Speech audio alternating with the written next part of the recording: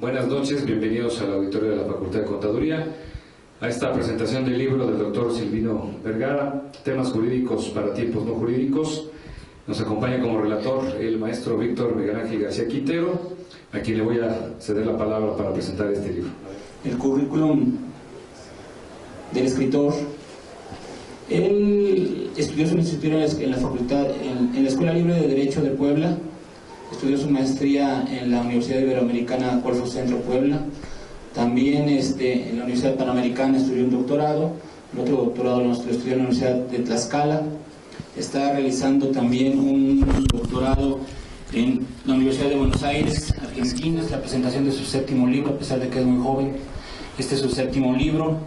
Y bueno, para darnos una idea de qué es el contenido que tiene este libro, pues vale la pena hacer mención que él es escritor y colabora en diversas revistas como Opciones Fiscales, Questions en Guadalajara, Cap Fiscal en revista en Quintana Roo, escribe también en periódicos La Jornada de Oriente, El Sol de Puebla, programas por internet de Argos, y también es maestro acá de la Facultad de Contaduría Pública en la maestría de contribuciones.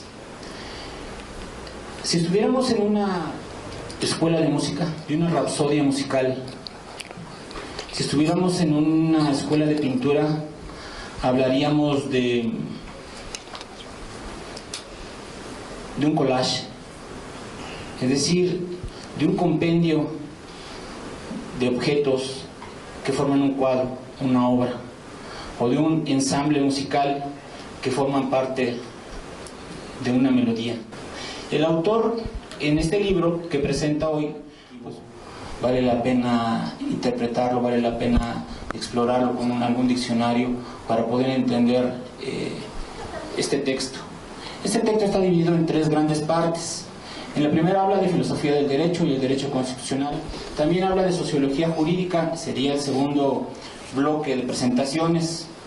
Habla del derecho penal subterráneo, habla de la sociedad del miedo, esa reforma al artículo 6 del reglamento interior del SAT, donde ya los notificadores pueden utilizar armas para realizar sus funciones. Habla de la burocracia, la economía, el derecho. En el segundo bloque son 31 publicaciones.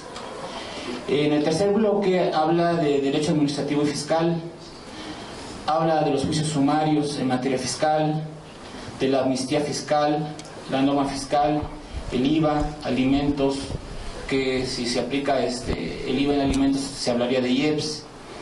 Habla de toros, nos da un concepto de lo que es banderillas, y por el periódico La Razón, periódico español, y también nos agrega un apéndice a este último libro, y pues obviamente habla de la anomia del pago de los impuestos y el fracaso de la pena para exigir su cumplimiento.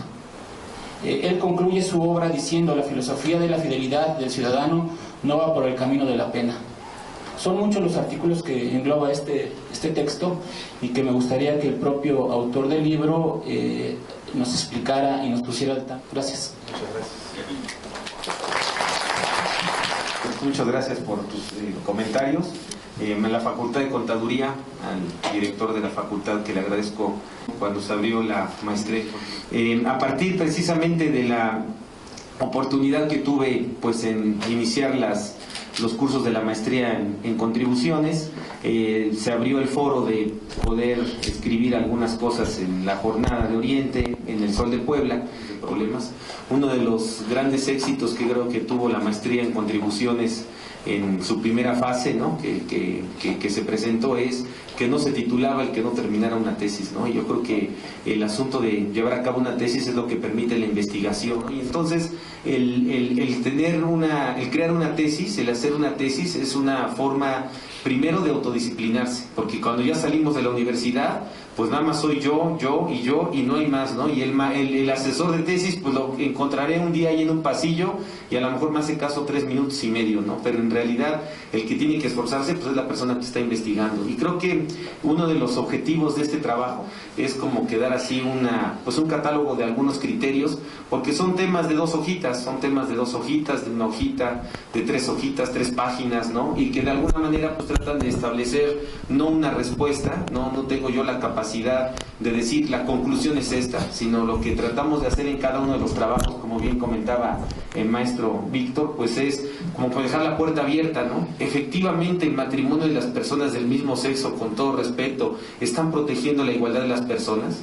¿O no será que lo que están haciendo es tratar atrás de crear consumidores? ¿Y no será que los laboratorios, hoy si les interesa, métanse a la página del País y van a ver que hay un problema ahí con una empresa que demandaron por el problema de esto de in vitro y tal? Pues resulta que le fecundaron a una mujer los espermatozoides de otra persona que no era el esposo, ya los demandó, el niño ya nació, entonces ya se volvió eso un verdadero...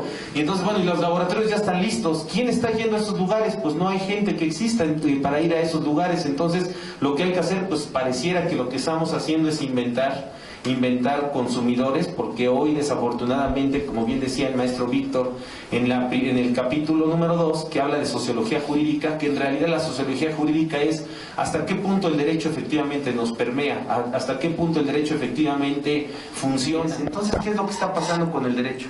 ¿Por qué cuando dice no estacionarse me estaciono? No tire la basura y tiro la basura. ¿Por qué cuando dice no fumar, fumamos? Entonces, el problema es que la parte de la sociología jurídica, que desafortunadamente no lo estudiamos ni los abogados, ni los contadores, ni los historiadores, ni los administradores, entendemos una área que habla del derecho simbólico. Hoy pareciera que lo que nos gobierna, ¿no?, como lo dice este segundo capítulo, es el derecho simbólico. Es decir, creamos sanciones, creamos disposiciones legales tan altas, ¿no? Hay una ley federal para combatir el secuestro, y esa ley federal para combatir el secuestro, resulta que si usted secuestra a su primo, 130 años de cárcel. Bueno, pues ni Matusalén se los avienta, ¿no? Entonces, el asunto es que todo eso lo que nos está provocando es que vivamos hoy en un estado del miedo, ¿no? Anteriormente, en el año 2013, cuando entró en vigor la ley antilavado, que es hoy una inauguración de un área nueva de oportunidad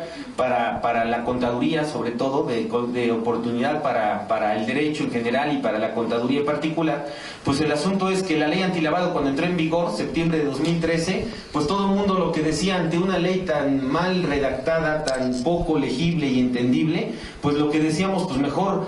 ¿Qué hago? Pues mejor no hagas nada, ¿no? Entonces los notarios lo que hicieron es que de plano agarraron vacaciones desde octubre, ¿no? Porque decían, bueno, pues mejor no hago absolutamente nada, porque las disposiciones dicen multa por 400,000 pesos el que no presente el aviso de la ley antilavado. ¿Y a quién fue el que efectivamente sancionaron por eso? ¿Cuántas visitas de inspección efectivamente se llevan a cabo?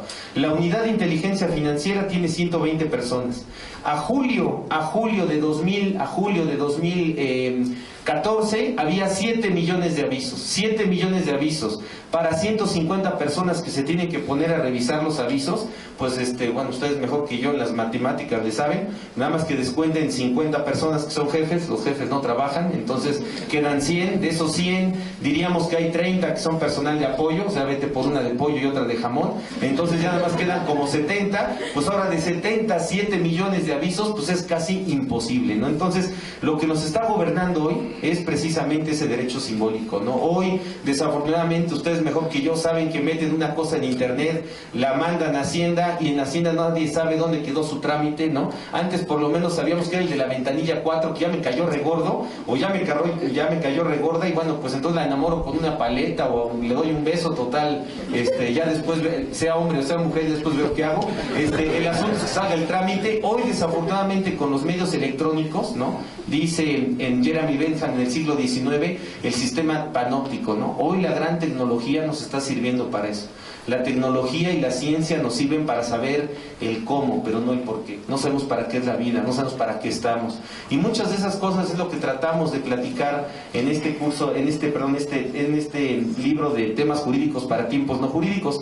¿Por qué dijimos tiempos no jurídicos? Porque será precisamente que los tiempos pues pareciera que no son jurídicos. Es decir, el gran problema hoy que tenemos, y aquí platicamos en el primer capítulo, que habla de filosofía del derecho y habla de derecho constitucional y habla de la reforma energética. Y la reforma energética es lo que hoy ha generado el gasolinazo. El problema del gasolinazo no es un problema más que saber qué está arriba, el derecho o la economía. Porque si está arriba la economía, entonces la economía es la que dirige todo. Pero la gran economía, que incluso, y ustedes que han estudiado y que están estudiando actualmente, por ejemplo, Adam Smith, que era el de la economía liberal, decía: toda la economía liberal, el capitalismo está bien, pero ojo con los monopolios. Los monopolios acaban con las cosas. Entonces no podemos lograr que, no podemos, o necesitamos evitar los monopolios. Hoy tenemos monopolios absolutamente de todo, ¿no? Hoy tenemos un monopolio de farmacias, un monopolio de súpers, un monopolio de toda una serie de cosas que están acabando con la economía de la ley de la oferta y la demanda. Y bueno, aquí lo que estamos haciendo es platicar pues el tema de la reforma energética, que el artículo 27 de la Constitución prohíbe las concesiones, y entonces agarraron el diccionario de sinónimos y antónimos y dijeron: bueno, no vamos a ponerle concesiones, le vamos a poner, ¿qué encontramos? Asignaciones. Bueno, entonces le ponemos asignaciones, y entonces resulta que son asignaciones para que empresas privadas, que no tenemos, con todo respeto, la capacidad, ninguno de los que estamos aquí, de poder invertir en ellas, ni siquiera participar en ellas, y que son las que van a dirigir la economía en ese sentido. Entonces el problema que hoy tenemos es que cada día los ciudadanos somos menos reconocidos en el ámbito del Estado, en el ámbito de la política, y eso parte también de nuestro desinterés, y que muchas de las ocasiones uno de los termómetros de ese tema es el derecho a la intimidad. Es decir, el derecho a la intimidad cada día ha sido violado, cada día nosotros mismos hemos aceptado que violan ese derecho a la intimidad, porque resulta que los medios electrónicos lo que logran son dos cosas: una, que pensemos lo que los medios electrónicos quieren que pensemos. Y bueno, pues el gran problema que existe es que pensamos lo que el sistema y los sistemas electrónicos quieren que pensemos. Y desde luego que eso pues también contraviene nuestro derecho a la intimidad. ¿Qué nos interesa? ¿Dónde estamos nosotros? ¿Qué nos interesa que la gente sepa qué hacemos, qué pensamos, qué estamos haciendo en nuestro tiempo de relax, en nuestro tiempo de descanso, ¿no?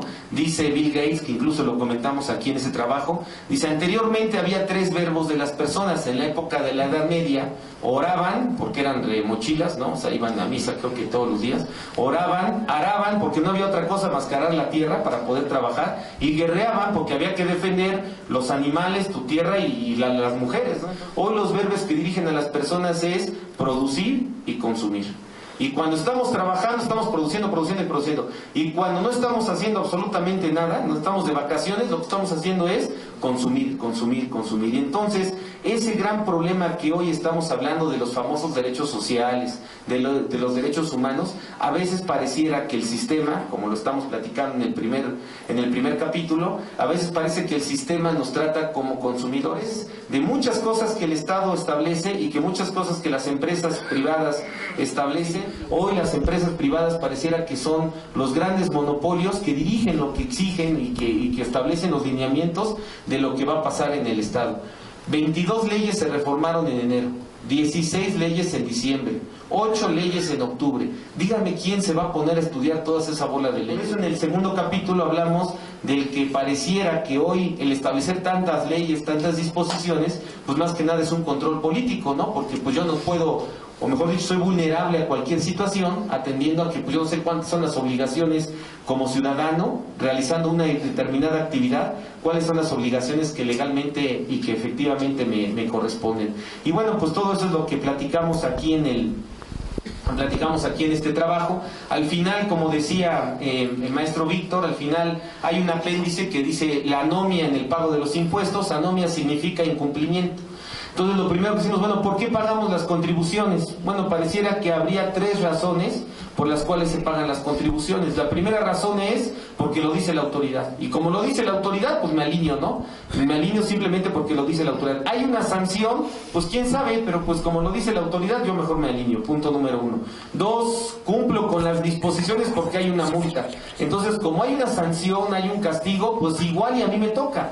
Ustedes recuerden que las multas no se les aplican a todos. La tercera es, ¿por qué cumplo con las obligaciones fiscales? ¿Por qué pago los impuestos? Porque en el fondo es correcto.